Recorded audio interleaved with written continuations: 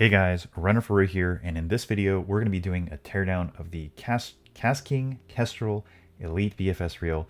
This is going to be a long format video, but stick around because there's some interesting things that KASTKING has included in this reel or done to this reel. So first off, let's get some weights. So we're going to start with a spool all up weight, and actually I've already filmed this video once and torn this reel down once. And so you could see some of the grease that I experienced in the first teardown. So here's the spool with the bearing and the spool pin still installed. And we're going to get a weight of that. And so that's coming in at 5.41 grams. So 5.41 grams for the spool all up weight. And we'll just get a all up weight of the reel itself with the spool installed, just for good measure. And then you guys can compare to see if there's any kind of deviance in other reels, other Kestrel reels. So I'm getting 128.43 grams, and in ounces, that is 4.53. So 4.53 ounces. Okay, so to get this back into grams, we're going to do we're going to take the weight of the spool without the bearing. And so in order to do that, you're going to need a spool pin removal tool. You can do it with pliers, but you kind of run the risk of bending the spool pin, and so I don't really suggest it. Oh, and before we get even further into the teardown, I do want to tell you the tools that you'll need for this actual teardown. And so what you'll actually need is I believe it's a 9 or a 10 millimeter socket, and that's going to be for the handle nut. And then you're going to need a J1 screwdriver bit. You're going to need a Torx 6 and a Torx 7. So you're going to need 3 different driver bits. And then you're actually going to need a kind of specialized Torx screwdriver, but I was able to get around this kind of, and we'll get to that in the actual teardown itself. But in the meantime, we're going to go ahead and take out the spool pin. And you know, if you're not interested in watching this part, please feel free to go ahead and fast forward the video. But I do want to show what the spool weighs without the spool pin and the bearing. That looks like it's going to be,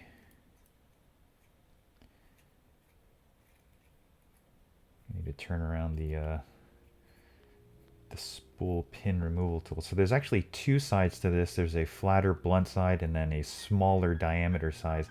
And the smaller diameter size is used for when you need to actually push the pin through the spool shaft.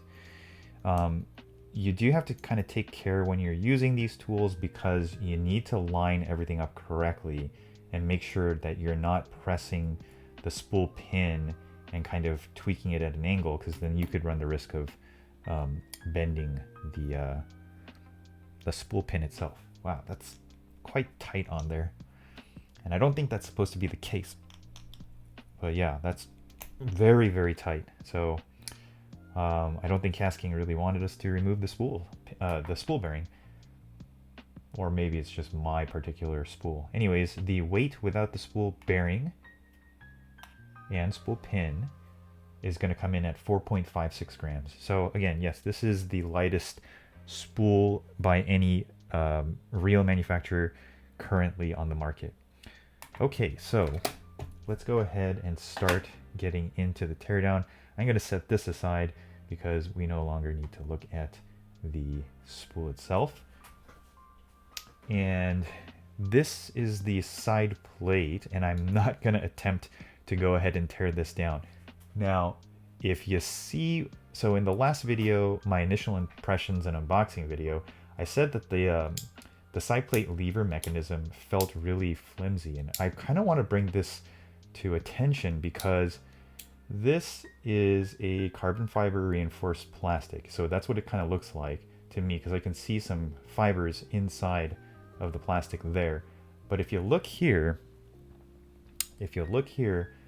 the lever has a very thin kind of neck almost, and I feel like that's going to be a point of failure for this mechanism. I'm not the biggest fan of this side plate locking design.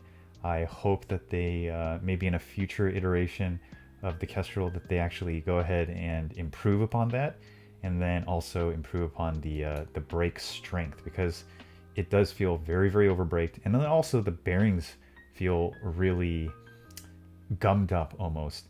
I am going to do a video in which I do a comparison of the spool bearing and the side plate bearing cleaned and not cleaned, and you're gonna have to watch that to see if there's actually any difference that I find.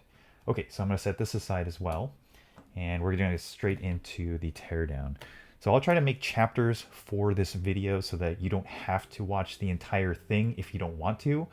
You can just kind of jump to certain points in the video, but hopefully, you know, you'll watch the video all the way through, because you'll get some education and some value out of everything. All right, so to start off, we're going to go ahead and we're going to use the larger Torx bit. So this is going to be the T7, and we're going to go ahead and remove this screw right here on the handle.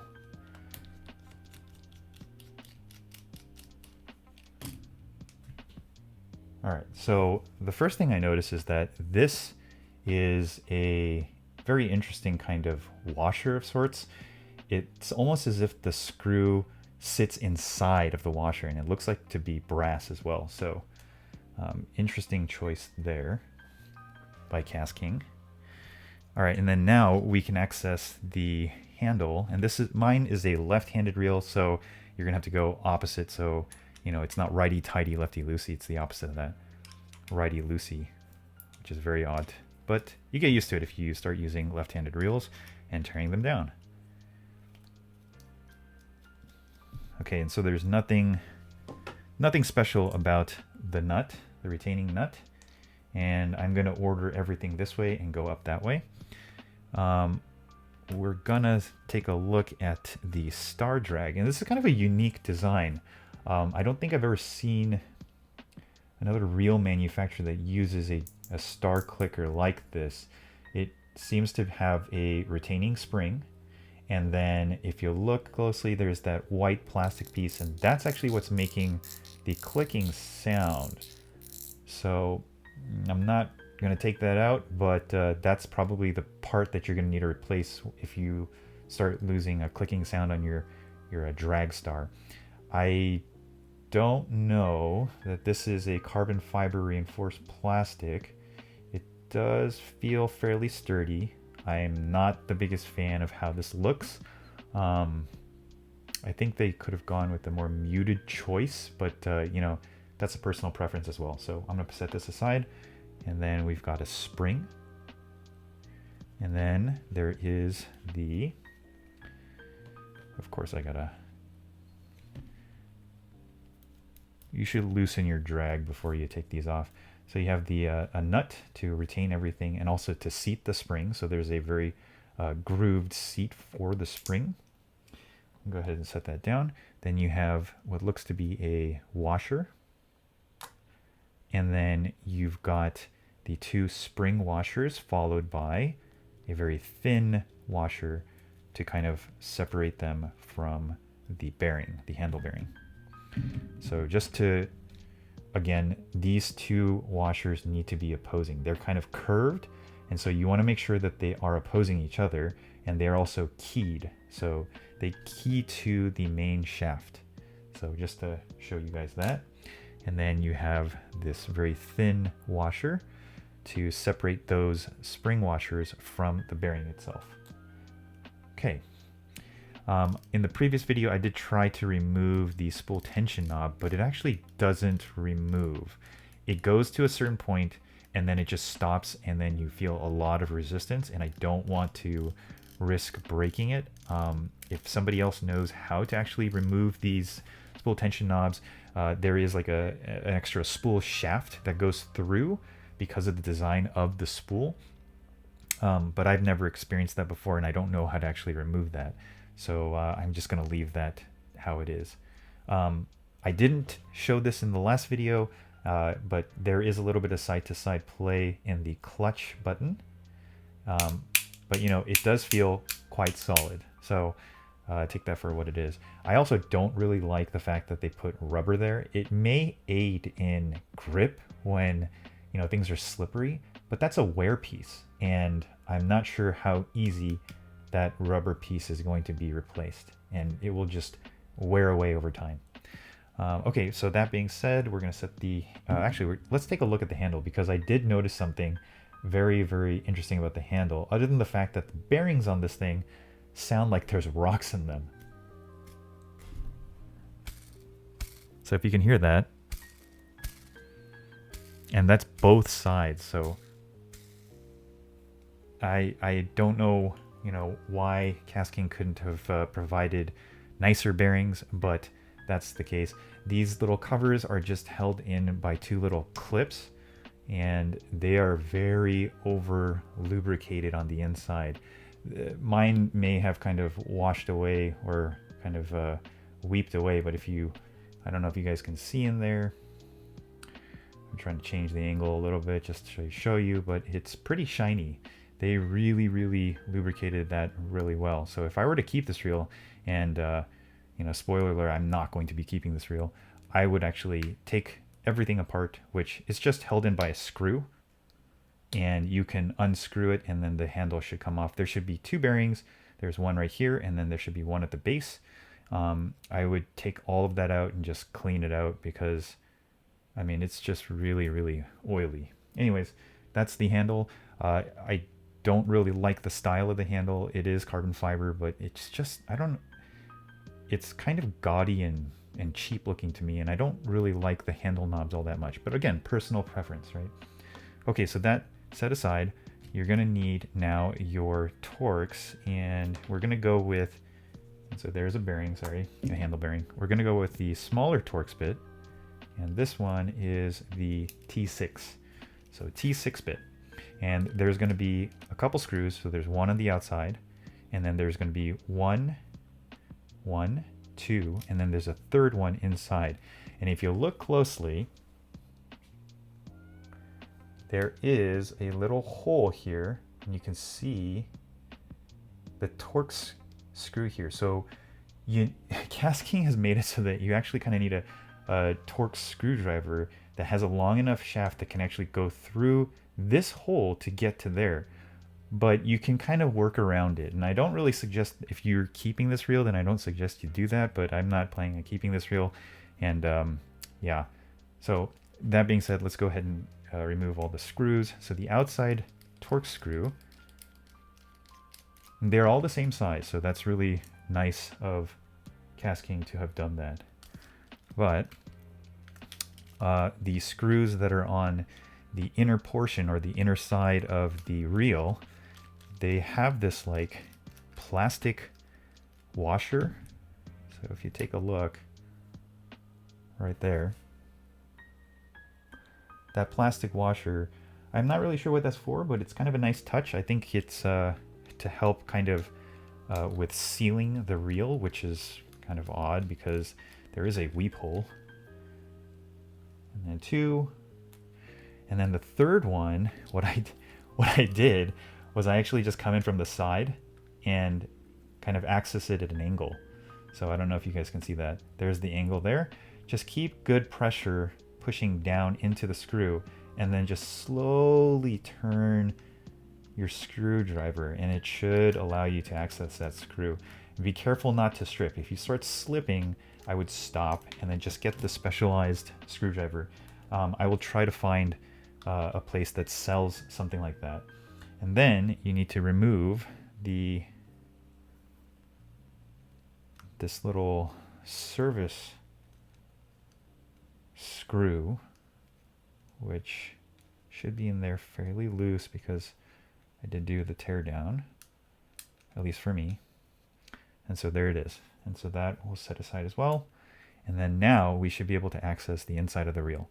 And so once we do so,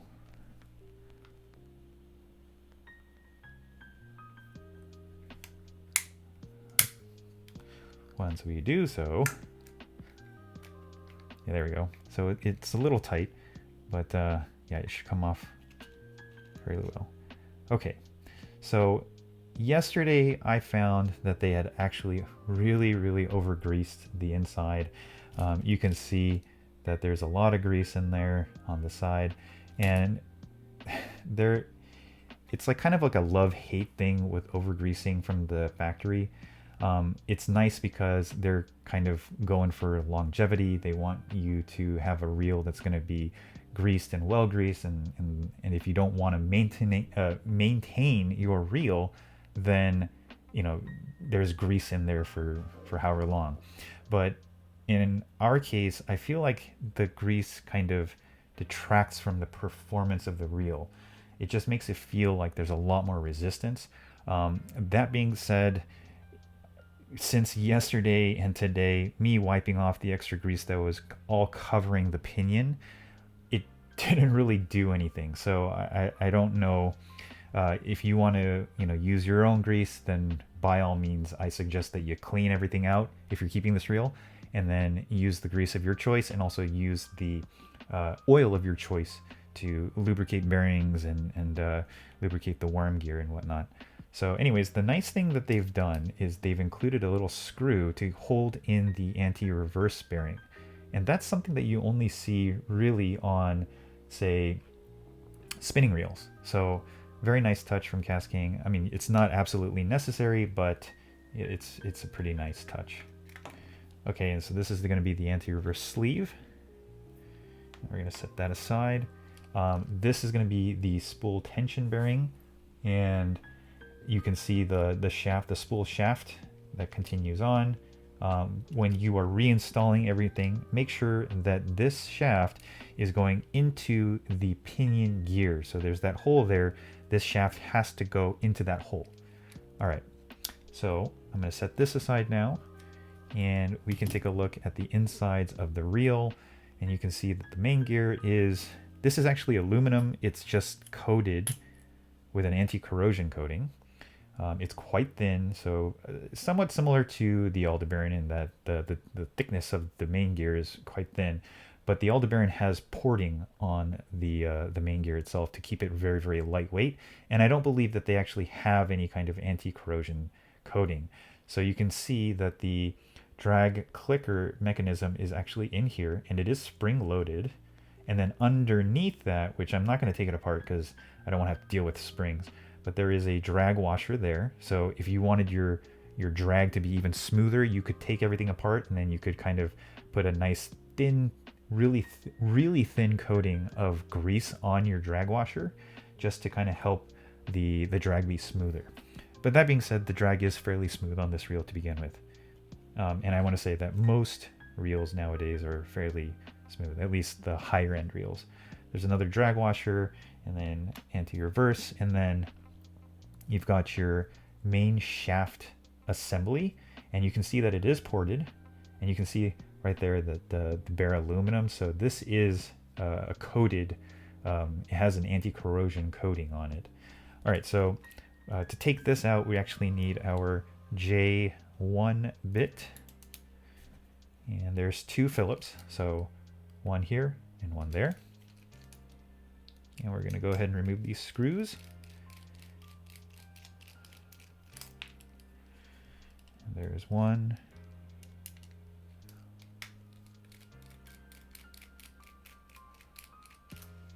And there is 2. And here's the main shaft assembly, and there is a bearing underneath, and everything comes out as one piece. So that's pretty nice too. But most main shaft assemblies are like that. So then we can take a look at the pinion, and the pinion looks to be machined fairly well. And I would say the same thing for the main gear. The main gear does look to be machined fairly well. I don't see any kind of glaring defects or anything like that. So it's a little odd to me that the reel feels so geary, so to speak. But anyways, the worm gear itself does have a bearing underneath, and I'm not going to take that out. But if you wanted to access that, then what you'd have to do is you'd have to remove this front cover. And to do that, there is another Phillips here that you remove. And so, set that aside there. And now, I'm sorry, the pinion just fell out. I should have removed that earlier, but we'll get to that later. To remove the front nose piece, there are 4 clips. So one here, I guess you could count the screw as one, but there's 2 on the other side. So there's one right here, and then there's one right next to the worm gear itself. So I don't know if you guys see that or not, but the easiest way to take it off that I found is to pry this side with, say, like a flathead, but I don't have one handy right now. And then while you're gently holding that, to come back on this side and then kind of relieve the clips here. And obviously a Phillips is not the right tool for the job. I suggest you find the right tool for the job when you're doing this. But there you go. So that's how you get it off. So there's actually 3 clips, I'm sorry, not 4. The 4th is actually the screw. And so this is what the reel looks like on the inside, and then there is another bearing inside this to help support the pinion. So let's do a bearing count then. So we've got 1 in the side plate, we've got 4 in the handle, in the handle, so that's 5. We've got 6 as the handle bearing, we've got 7 from the main shaft, we've got 8 from the spool, we've got 9 from the spool tension, we've got 10 from the pinion, and 11 from the worm gear, and then plus 1 anti-reverse. So their claim of 11 plus 1 bearings is actually true. So what are my takeaways from this? Well, their star drag is a very unique design. The reels are really heavily overgreased from the factory. So if you do buy one, I suggest that you do a teardown, clean out the inside, because if you look here, the side plate is all covered up in grease, and you know, if you're fishing with this in the hot sun, that grease will probably end up kind of liquefying and then oozing out over time. So I would just clean it all out, but I don't plan on keeping this reel, so I'm just going to be reassembling everything and then sending it straight back. But yeah, clean it all out, clean out all the bearings if you can, re-lubricate them, and then use the grease of your choice to put on the pinion and also on the teeth of the bearing or the main gear. Don't go too overboard with the grease. You just need a really thin coat, because if you add more, then you're kind of detracting from the performance of the reel. But that being said, for an 11 plus 1 bearing reel, there is quite a bit of resistance. So in the next video, I'm going to do a comparison of the reel with the spool and side plate bearing cleaned versus uncleaned, and we'll see if that makes any kind of difference at all in my testing. But anyways, that being said, that's going to do for this video, guys. I thank you so much for watching, and I'll see you guys in the next one. Peace.